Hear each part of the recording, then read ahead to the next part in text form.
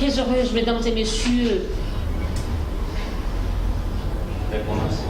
Mesdames et messieurs, bonsoir et bienvenue à ce magazine sociopolitique 3 quarts d'heure pour convaincre. Je suis très heureuse ce soir de recevoir une intelligence congolaise. Il est président d'un parti politique, le Parti du Peuple pour le Progrès du Congo, PPC. Aujourd'hui, nous le recevons en qualité de président de son parti politique. Il s'agit bien de M. Nzita Dinzita. Vous le savez bien qu'il est le promoteur de l'Université chrétienne internationale. Mais aujourd'hui, nous le recevons comme politique. Avec ce dernier, nous discutons, nous parlons sur l'évolution, le parcours de sa formation politique, ainsi que la crise socio-économique, les élections qui devaient être hypothétiques aujourd'hui en RDC. Mesdames et messieurs, encore une fois, bonsoir. Monsieur Nzita Dinzita, bonsoir. Bonsoir madame. Comment allez-vous? Je me porte parfaitement bien, la santé, mais je suis un homme dont le cœur saigne, car le Congo est en train de traverser une période très glissante. Comment se porte votre parti politique? Les partis se portent bien. Vous savez que le problème avec le Congo n'est pas les partis politiques, mais c'est plutôt une démocratie qui a commencé avec une malformation congénitale. Donc, tout ce qui a suivi depuis la naissance de la démocratie chez nous, eh bien, ça a apporté ces gènes de malformation et on ne peut rien espérer que des malformation. Donc les partis se portent comme ils doivent se porter, mais nous pensons que nous continuons la bataille contre les systèmes à éradiquer, qui est un système avec une malformation congénitale. Monsieur Nzita Dinzita, vous êtes plus dans l'éducation, vous êtes promoteur de l'Université chrétienne internationale. Pourquoi pas rester dans l'éducation? Qu'est-ce qui vous a motivé plus à créer un parti politique? C'est chercher l'honneur pour faire connaître ou quoi? L'honneur, j'en avais avant les partis politiques. Quand vous allez devant mon université, j'ai mis ma photo qui dit « Voici M. Nzita, 20 ans passés ». Et qu'est-ce qui parle aujourd'hui montre les photos de 20 ans passés. Vous verrez que c'est eux qui cherchent l'honneur. Mais M. Nzita avait le minimum vital et n'en cherchait pas. Là, ce n'est pas la question. La vraie question est que pour l'indépendance du Congo, moi je suis de la tribu Makaba. C'est la tribu originale royal du royaume Congo. Et le royaume Congo était un royaume gouverné par des hommes extrêmement intelligents. Nous avons commencé avec le fédéralisme, les Belges ont copié chez nous. Et bien nous sommes devenus la République du Congo, mais depuis là, comme je disais, avec une malformation congénitale. Et les premiers intellectuels de ma famille, le grand-père à moi, était tué par un Belge à la place lors de ces révoltes qu'on avait. Il y a beaucoup de Congolais tués lors de ces opérations Lukamambu qui ne sont même pas reconnus. Donc j'ai une mission, j'ai une vision, j'ai un appel. Je verrai ce pays arriver à la démocratie et je démonterai ce système qui ne peut que humilier les Congolais et augmenter sa misère. Donc je suis là, pas pour l'honneur, pas pour la gloire, mais je suis là dans une mission de démolition d'un système qui est contre le peuple congolais. Votre parti s'intitule Parti du Progrès pour le Peuple, Parti du Peuple pour le Progrès du Congo. Pourquoi cet intitulé pour le progrès du Congo? Voilà, il y a trois choses là-bas. Vous visez quoi, juste? Bon, le Congo a fait beaucoup de millionnaires, sauf les Congolais. Et ceux qui sont devenus millionnaires ont dit être cooptés par les étrangers. Il y a un quartier au Sénégal qu'on appelle le Congo Zoba. Quand je suis venu ici en 2000, j'arrive à l'aéroport de Ndjili. Mais avant d'y arriver en Afrique du Sud... Il y a un quartier au Sénégal qui s'appelle le Congo Zoba. Oui, au Sénégal. Au Sénégal. Oui, l'argent qui a construit ça vient du Congo, alors que les Congolais sont pauvres. Alors, je viens ici en 2000, ce qui m'a révolté encore. Il y a un étranger qui venait d'un pays asiatique. Il avait peur du Congo, il parlait à peine l'anglais. Alors il m'a approché, je partais où ça, il dit je vais au Congo. Il avait peur parce qu'il était un illettré de son état. Il est venu ici au Congo. Alors il me demandait si je pouvais l'aider, je pouvais parce qu'il n'a pas de visa, je dis je ne sais pas quoi faire. Arrivé à l'aéroport, il y avait quelqu'un qui avait son nom et appelle cet homme-là patron. Quand il appelle patron, l'homme le mieux vêtu à l'aéroport appelle cet homme-là patron. Lui me regarde, croyait que c'est moi qu'on appelait patron, mais c'était lui qu'on appelait patron. Et l'homme le mieux vêtu prend le sac de cet illettré qui dans son pays n'est pas quelqu'un de significatif, mais déjà quand il vient ici en tant qu'étranger, il devient important. Alors, il avait un visa volant, disent-ils, ça veut dire qu'à partir de là, il va trouver son visa. Et on l'a escorté de la sortie de l'avion jusqu'à la voiture. Imaginez-vous, vous entrez chez vous et un homme qui avait peur, qui ne savait pas que lui est patron. Donc, quand quelqu'un vient ici au Congo, eh bien, il vient sans éducation, mais le fait qu'il a une peau qui n'est pas comme la mienne, eh bien, il peut se faire riche demain matin. Donc, madame, nous devons faire un effort pour comprendre que le problème du Congo n'est pas une personne, mais c'est un système qui a commencé avec une malformation congénitale. Nous avons pensé qu'il faut que les progrès, je commence par la fin, que les progrès soient pour les peuples qui vont faire une démarche politique. Et donc, progrès, peuple, parti. Une démarche politique, c'est une démarche démocratique qui ne va pas cautionner la violence, qui ne va pas prendre la rébellion, qui ne va pas prendre l'hypocrisie, crier aujourd'hui opposant, demain matin on devient dans les pouvoirs, jouer le jeu des caméléons, non, mais des gens qui vont avoir des convictions, car la politique sans conviction c'est un désastre. Or le Congo est rempli des hommes qui font la politique sans conviction. Donc nous avons un parti qui a des convictions inchangeables. Ce que M. Nzita dit aujourd'hui en 2017 est exactement ce qu'il a dit en 1997 ou en 1995. Vous tablez plus sur le progrès du peuple. Que faire pour atteindre ce progrès? Il y a trois choses que nos pères ont déjà trouvées dans l'indépendance. Ils ont dit, un, c'est la justice. Ce pays est devenu un navire ivre où l'injustice règne.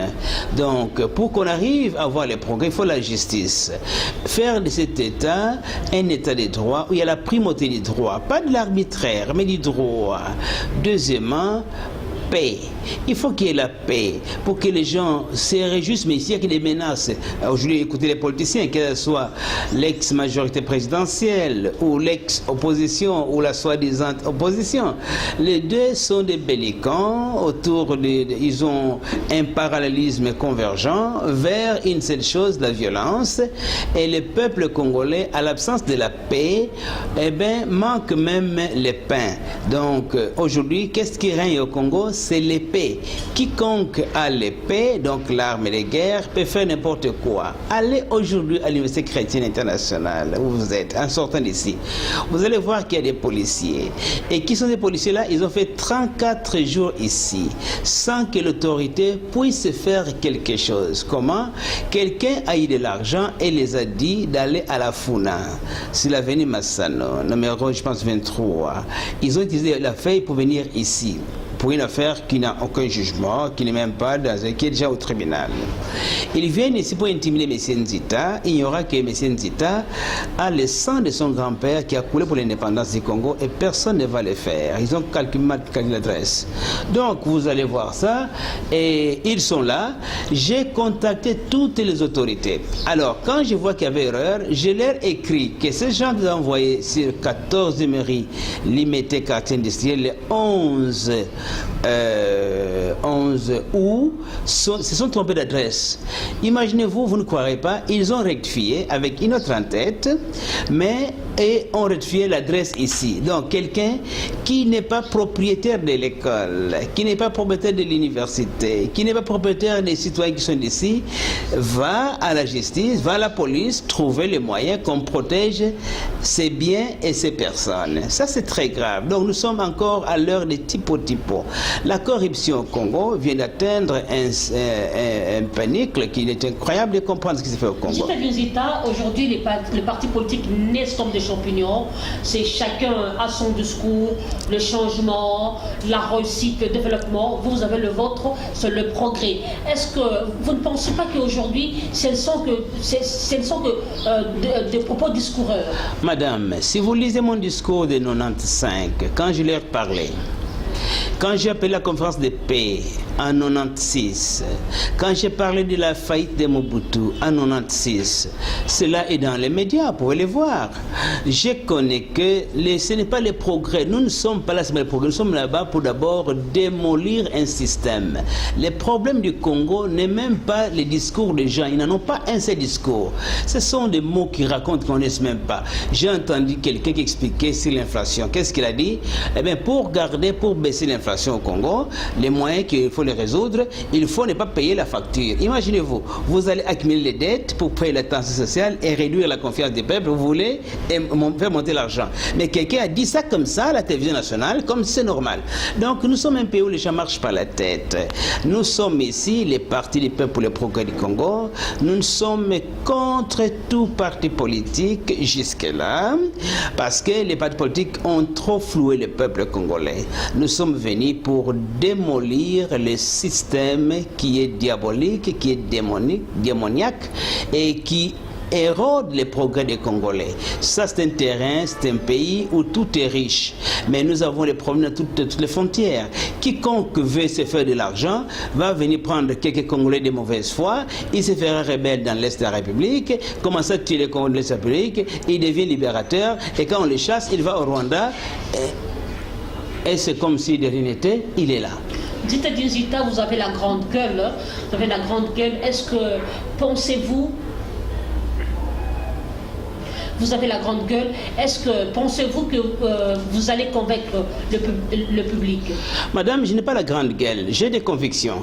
C'est maintenant que les peuples congolais me comprennent, quand je parle depuis 95... Mais on ne sent pas aussi votre parti politique malgré votre grande... Madame, je ne veux pas vous montrer... Qu'est-ce qu'un parti politique au Congo? Un parti politique au Congo, c'est un groupe d'aventuriers qui vont puiser l'argent sur la caisse de l'État et vont promettre des gens qui vont payer les tickets et les mettre dans un camion et les donner un polo. Et ces gens vont commencer à crier. On ne connaît même pas vos membres.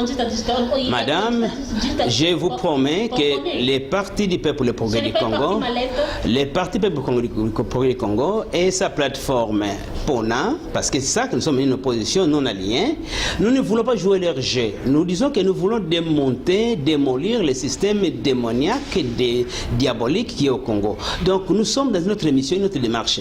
Nous ne voulons pas jouer cette carte-là. Imaginez-vous un pays comme le nôtre. Quelqu'un va s'enrôler. Il amène les gens qui n'ont pas d'emploi, il se fait comme un roi qu'on applaudit pour s'enrôler. Un devoir civique, toi on doit t'accompagner. Et lui quand il va aller s'enrôler. C'est aussi une manière de montrer. Quelle manière? C'est une manière d'insulter les pauvres.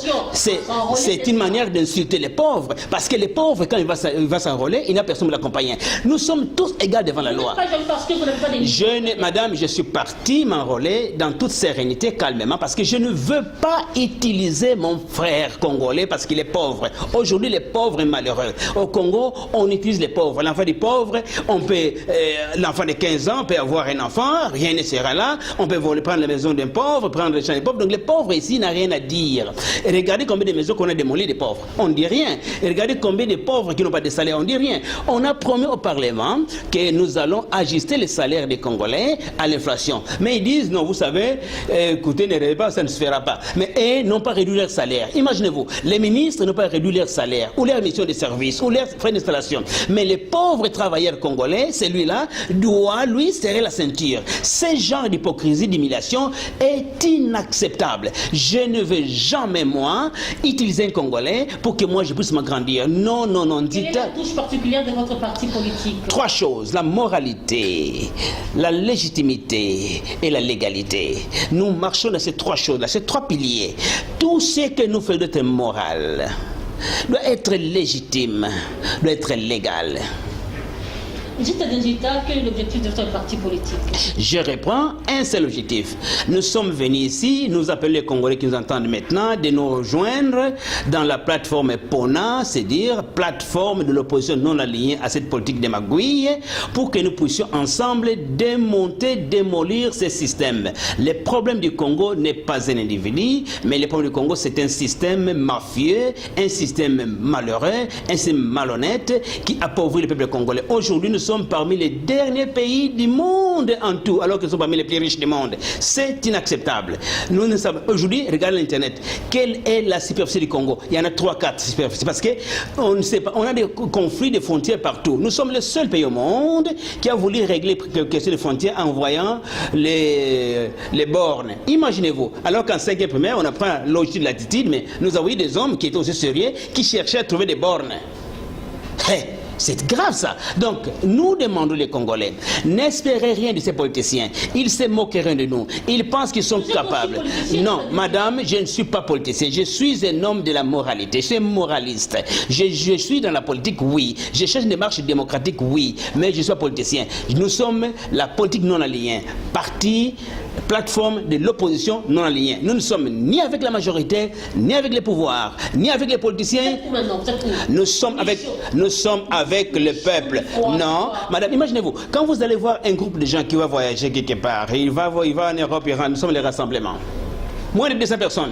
Et ces gens-là, sans aucun texte juridique, deviennent des rassemblements. Et le monde entier leur donne le pouvoir de faire quelque chose. Ils ont l'influence. Quelle influence? Ils ont la force, et ça c'est la tyrannie, madame. C'est la tyrannie. Alors, ils s'imposent à nous. Ben, maintenant, ils vont se composer avec le pouvoir. Bon, quand vous avez un pouvoir de coalition, il n'y a plus de majorité. Mais ces gens-là s'appellent encore majorité. Donc, vous voyez que les gens se moquent de nous. Donc, ou bien ils ne comprennent pas les Français, ou bien ils ne veulent pas comprendre les Français, mais je pense que c'est la mauvaise foi. Donc, ils sont déterminés de détruire le Congo. Nous demandons les Congolais, rejoignez-nous s'il vous plaît, nous sommes la majorité. Quelle majorité? Nous sommes la majorité morale, consciente. Non, le Congo n'est pas la terre des inconscients. Les inconscients politiciens, oui, mais pas inconscients congolais. Les Congolais moyens, c'est lui qui a fait tout pour son enfant. Il y a un savant congolais qui a écrit un livre que j'admire beaucoup, qui a dit terre des inconscients. Mais c'est vrai, quand vous voyez les politiciens, comment ils raisonnent, mais de quelle conscience? C'est incroyable. Donc nous disons, il y a une plateforme, différente de toutes les plateformes qui sont là. Il y a un parti, différent de tous les partis qui sont là. Nous sommes les partis du peuple. C'est le peuple qui doit maintenant s'approprier de ses pouvoirs. Nous n'allons pas permettre qu'un petit groupe de gens, un petit groupe d'amis s'impose. Regardez ce qui est fait au Parlement. Ces gens qui sont là au Sénat. Depuis... Madame, ces gens au Sénat sont là depuis 2006. Ils sont là, vous prenez encore les gens de la majorité. Ils ont glissé hier, non, ils ont glissé. Ils veulent encore glisser. Et puis voilà, c'est quand, si on ne va pas aux élections en 2017, parce qu'on n'ira pas aux élections en 2017, ce sera la CENSA, ce sera la CENI, ce sera le gouvernement. Qui se moque de ces gens-ci? Je demande le peuple, n'adhérez pas à leur discours de violence. Ils sont en train de nous séduire à la violence. Parce que dans la violence, ils gagnent. C'est grâce à la violence que certaines personnes qui ne devaient jamais être quelque part sont devenues maintenant des hommes. Pourquoi je dis, madame, passez par chez moi, j'ai mis ma photo 20 ans passés. Qu'ils mettent la leur. Où êtes-vous situé? Je suis avec le peuple congolais. Chaque jour, quand je vois la misère des Congolais, quand je vois les parents qui pleurent pour leurs enfants, quand je vois les parents qui n'ont pas les minerva pour leurs enfants, quand je vois les parents qui n'ont pas les soins médicaux, mais eux ont l'opulence, quand je vois les parents qui sont en train de tout faire, les mamans qui se réveillent à 4 h du matin à aller prendre les pains, et on les torpille, quand je vois les Congolais qui n'ont pas les courants électriques, quand je vois les Congolais qui n'ont pas les policiers, mais quelqu'un peut aller prendre 6 policiers et les mettre là où il ne doit pas être. Madame, quel est votre rapport par rapport à cette crise? Monsieur Nzita est en train, Monsieur Nzita est le seul homme dans ce pays, madame, qui est en train de donner des bourses d'études à 2 filles par église. Si vous avez une église, quiconque m'entend là-bas, vous avez des filles qui n'ont pas de moyens, parce que je pense que parler de parité serait une injustice. Quand, à supposer, nous sommes alimentés ici, nous allons vers RTNC. Mais toi, tu es déjà au palais du peuple, et nous disons parité. Quel genre de parité? On doit commencer ensemble. Donc nous avons dit, nous allons former 1000 filles gratuitement dans n'importe quelle faculté. Ils sont déjà là. C'est un moyen pour vous aussi de vous faire connaître. Non, madame. Messieurs Nzita n'a pas besoin.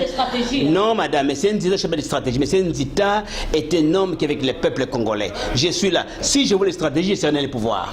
Je serai avec eux. J'ai refusé d'aller au mangeoir parce que ça va me dégrader, ça va me dénigrer. Madame, ils connaissent eux-mêmes. Ils connaissent depuis 97, depuis 94, à partir de Mobutu jusque-là, j'ai dit, mais Nzita n'a pas besoin d'un poste politique, a besoin. Madame, je ne suis pas intéressé. Ministères sont des sinistères. Je suis là, madame, pour chercher à démonter ce système qui est sinistre. Donc je suis avec une autre. Regardez très bien, quand ils parlent, ils n'ont aucune compassion. Quand le peuple souffre, ils pensent comment ils vont nous triquer encore. Imaginez-vous, quelqu'un qui dit rassemblement, qui n'a aucune base juridique, et arrive à trouver un rassemblement. Elle, Kasavubu, elle l'imitait. Ce n'est pas un rassemblement, c'est seulement en Madrid moderne, en premier CO. Quand vous attaquez au fait, non, madame, je m'attaque à ces gens qui les ont reconnus. Tous sont les mêmes. Ces gens-là qui étaient les ténors de l'opposition hier, qui ont fait tuer les enfants d'autrui, mais qui sont-ils? Ces gens-là qui insultaient Kabila hier, ne prêchent-ils pas Non, non, écoutez, nous pensons que le problème n'est pas un individu, c'est un système. Nous demandons les Congolais, le raisonner, c'est notre tour. Prenez les choses en main, pas dans la violence, mais en exigeant 3 choses, la moralité, la légitimité et la légalité. Avec ces 3 cartes-là, nous allons récupérer ces pays et nous allons voir les progrès du peuple, pas d'une petite minorité qui s'est enrichie follement. Et ces gens qui sont enrichis d'une manière illicite, parce que l'enrichissement sans cause c'est une infraction, nous nous en tiendrons. Imaginez-vous la CENI qui vient vous dire, voici j'ai des machines qu'on va tester là-bas. On va parler, nous allons... madame, vous avez une loi du pays qui dit il y a personne de marché. Mais toi tu as déjà une machine qui te montre aux gens. Donc il y a déjà combien de marché quelque part. Qui se moque de qui? On doit cesser des blagues. Est-ce qu'avez-vous aussi des ambitions de briguer la magistrature suprême pour changer, pour bouger les lignes? Madame, pas encore, je ne pense pas encore, mais si je deviendrai candidat, je serai un très bon candidat. Si je deviendrai président, je serai un excellent président. Et le peuple va avoir une chance d'avoir un bon président. Mais je pense que... Alors, dans votre parti, vos membres ne sont pas candidats? Madame, je vous dis ceci, notre mission n'est pas d'aller entrer dans cette magouille. C'est une magouille politique, vous savez. N'est-ce pas l'objectif des partis politiques, c'est de conquérir le pouvoir? Non, l'objectif des partis politiques, c'est de vulgariser la démarche démocratique. C'est une erreur des communistes qui pensent que les partis politiques ont pour rôle de conquérir le pouvoir et d'en tenir autant que possible. Non! Quand on a pérennité du pouvoir, on perd tout. Il faut toujours un changement. Ça, vous savez, madame, c'est ça, on a besoin pas de pérennité. Donc, cette définition des partis politiques est fausse, est fausse, est fausse. Ça vient des étudiants qui ont pris leurs cours avec des syllabus sans jamais lire un livre. Parce que les Congolais aujourd'hui, madame, qu'est-ce qui se passe? L'étudiant, l'enfant qui termine l'école secondaire aujourd'hui, j'ai demandé, l'examen que je pose ici, c'est très simple. Écrivez-moi, je m'appelle. Que les parents qui me suivent maintenant demandent leurs enfants à la maison d'écrire « Je m'appelle ». Et qu'est-ce qu'ils voient que l'enfant ne connaît pas, qui me disent la vérité. Vous serez surprise, madame. L'enfant qui termine l'université n'a jamais lu un seul livre du bout au bout. Il est licencié. Un docteur n'a jamais lu 3 livres du bout au bout. Il est docteur par ordonnance. Mais c'est très grave. Donc nous devons refonder la nation. On marche par la tête. Donc nous n'avons pas un but du pouvoir. Le pouvoir actuellement n'est pas un pouvoir, c'est un avoir. On y va pour avoir. Attaquons directement le second sujet. Quel regard critique portez-vous sur la crise sociopolitique qui s'est directement en RDC? Madame, nous avons, à partir des accords de la mer en Ouganda, jusqu'aux arrangements particuliers, et encore le seul pays au monde qui peut réellement dire sans vergogne, sans honte, sans peur à un peuple qui les regarde, nous voulons des arrangements particuliers pour nous. Nous avons signé, oui, mais sous réserve, vous savez, il faut des arrangements particuliers. Seigneur des anges, nous sommes 4 millions.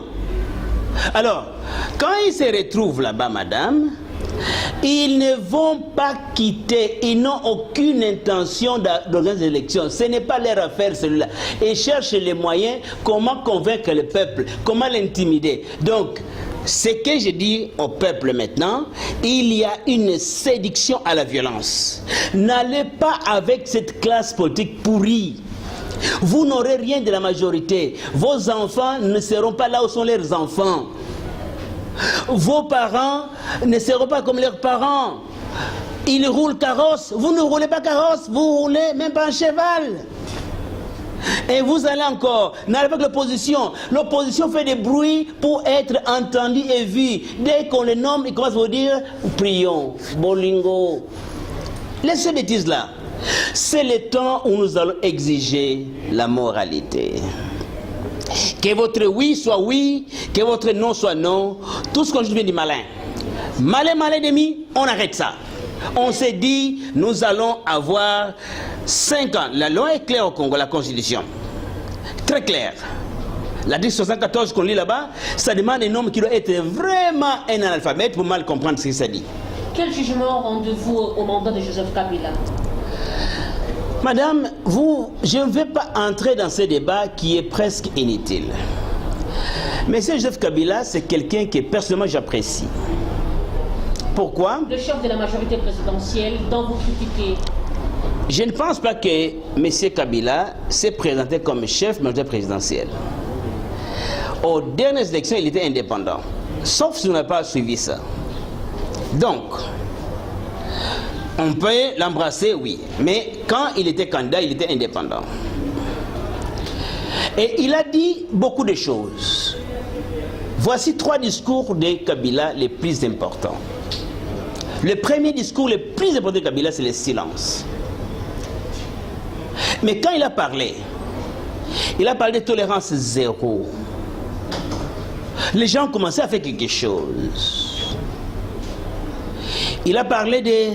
C'est l'aventurier. Mais aujourd'hui, que pense votre parti par rapport à la proposition, à la déclaration de Félix Tshisekedi? Il promet une opposition farouche. Ces déclarations-là, que ce soit de la majorité présidentielle, que ce soit de l'opposition, ne sont pas des déclarations, ce sont des chapelles d'intention qui amènent le peuple à la violence. Nous allons prendre ces 9 personnes qui feront le présidium de l'autorité nationale de transition. Que ces hommes-là, autour d'une table, dribblent le peuple. Maintenant, ils auront tout au plus 9 mois. Une seule mission, organiser les élections. Et chaque 30 jours, la redevabilité. Parce que le ministère, il n'y aura pas un ministre avec tous ces sirènes là-bas. Ces hommes avec une estime de soi très inférieure. Quand ils marchent, ils veulent que les gens sentent qu'ils passent. J'ai vu des ministres en Amérique qui n'ont pas de sirène. Mais allons-y. Vous êtes jaloux, quoi? Non, pas jaloux. Ça m'insulte. Un ministre, ce n'est pas un homme qui doit être une star. Sa place devait être dans les boulevards, dans les bureaux. On me fait signe qu'ils sont arrivés à... Alors, madame, avec ça, nous allons avoir les élections et les secrétaires généraux vont expédier des affaires courantes. Les élections, on a mis un calendrier. Nous pensons qu'au 7 juin 2018, nous aurons les élections. On donnera le temps pour les débats. Et au 30 juin 2018, le Congo va avoir la démocratie volée et violée retrouvée. Donc, nous voyons à la renaissance du Congo, à la renaissance de sa démocratie et à l'enterrement de cet enfant malsain, mal formé, avec une malformation congénitale que nous allons, nous le peuple, la majorité consciente, détruire. Espérons que votre proposition sera-t-elle acceptée. Une dernière question. Que pensez-vous pour sortir de cette crise entre la démission de Joseph Kabila, le référendum et la transition de 3 ans? Ce sont des insultes au peuple congolais. Quand les prémices sont déjà mauvaises, on n'a que des mauvaises questions, des mauvaises réponses. Je ne répondrai pas à ça, ce serait insulter le peuple congolais. J'ai déjà dit qu'il n'y aura pas ce genre de choses. Nous allons partir d'une autorité nationale de transition et j'appelle le peuple de nous rejoindre dans Pona. Pona, c'est votre mot. Pona, Yambalo Pona, pas Pona Yote. Pona Yomoko, plateforme de l'opposition non alignée. Nous sommes en train de accepter les gens, mais soyez patients. Quand vous avez demandé aussi. votre mot de la fin, regardez la caméra. Les gens que nous n'avons pas encore accepté d'Ampona ne doivent pas regretter. Si vous avez déjà mis vos mains dans les assiettes qui ont salé le Congo, on vous aura choisi, on n'a pas l'animosité, mais nous pensons que nous voulons commencer à nouveau. Le Congo a besoin d'un nouveau souffle, de nouveaux sangs, de nouvelles idées, de nouvelles méthodes et d'une nouvelle force. Et cette force, c'est le peuple. Le peuple congolais, allons ensemble, évitons la comédie et les conneries de ces politiciens qui sont devenus riches incroyablement et qui étaient nés pauvres et grandis pauvres, mais grâce à la politique sont devenus riches. Ces gens-là ont volé votre richesse. Mais pas d'animosité, pas de haine. Notre problème... Arrivé à la fin de ce magazine, ce politique 3 quarts d'heure pour convaincre, nous vous rappelons que nous recevions pour vous une intelligence congolaise. Il s'agissait de M. Nzita Nzita, le président national du parti politique, le Parti du Peuple pour le Progrès du Congo, PPC. Avec ce dernier, nous avons discuté sur l'évolution, l'objectif et les ambitions de sa formation politique. Et puis, il a analysé sur la crise socio-économique qui sévit actuellement. Et puis, il a donné les pistes des solutions. Mesdames et messieurs, c'en est fini cette émission, encore une fois. Si vous avez aimé, dites merci à mes réalisateurs. Au revoir. Inch'Allah. Mais avant de nous séparer, nous voulons prendre une photo sympathique. C'est madame.